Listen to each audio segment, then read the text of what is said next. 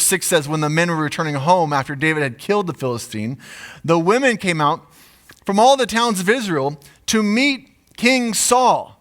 Okay? Pretty good. They're singing, they're dancing, joyful songs, timbrels and lyres. As they dance, they sing, Saul has slain his thousands. Sounds wonderful, right?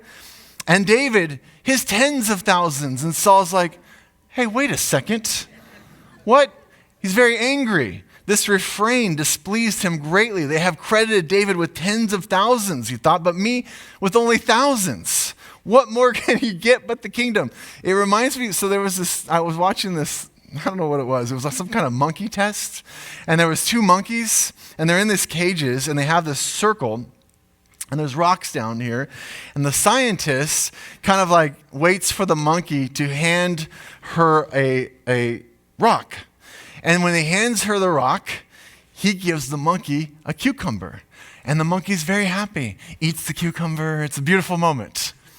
The monkey next to it does the same thing, takes the rock, puts it out. The scientist hands that monkey, this is a famous test, by the way. You can actually go look this up. Hands out a grape to the second monkey. And apparently, monkeys really like grapes. It was news to me. I had no idea.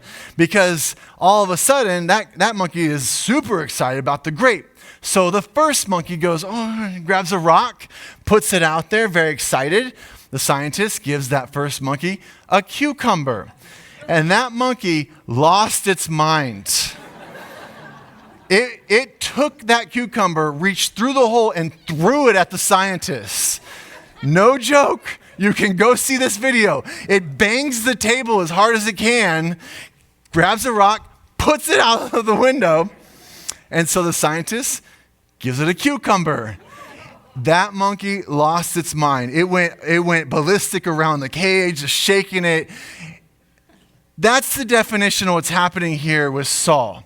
Like that whole test of monkeys is like the human race. I mean, it's just, I was just watching it going, oh my goodness, that is so us. It was fine with the cucumber. The cucumber was wonderful until I saw that guy got a grape.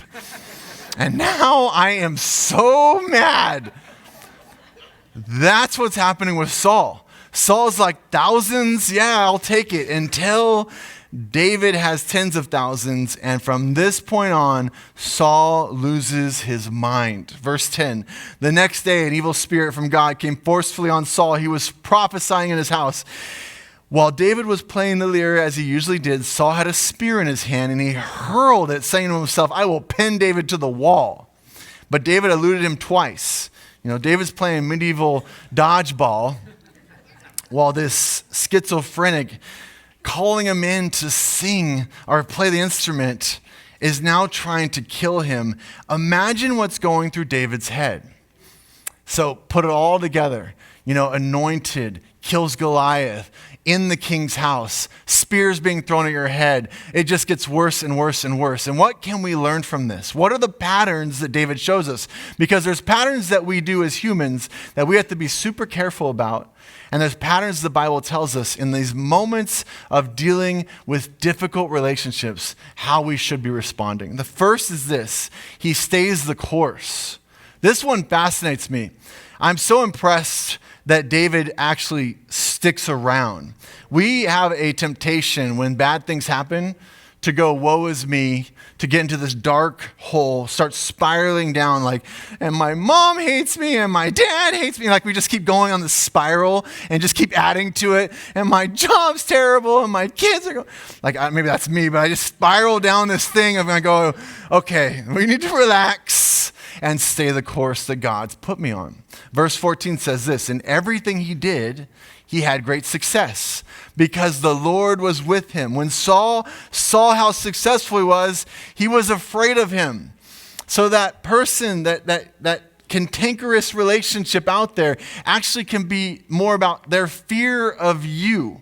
And we have to think about that when we have these difficult problems, challenges in our life. But all Israel and Judah loved David because he led them in their campaigns. He continued to do whatever God had called him to do in that moment. He continued to move forward in the path that God had put him on.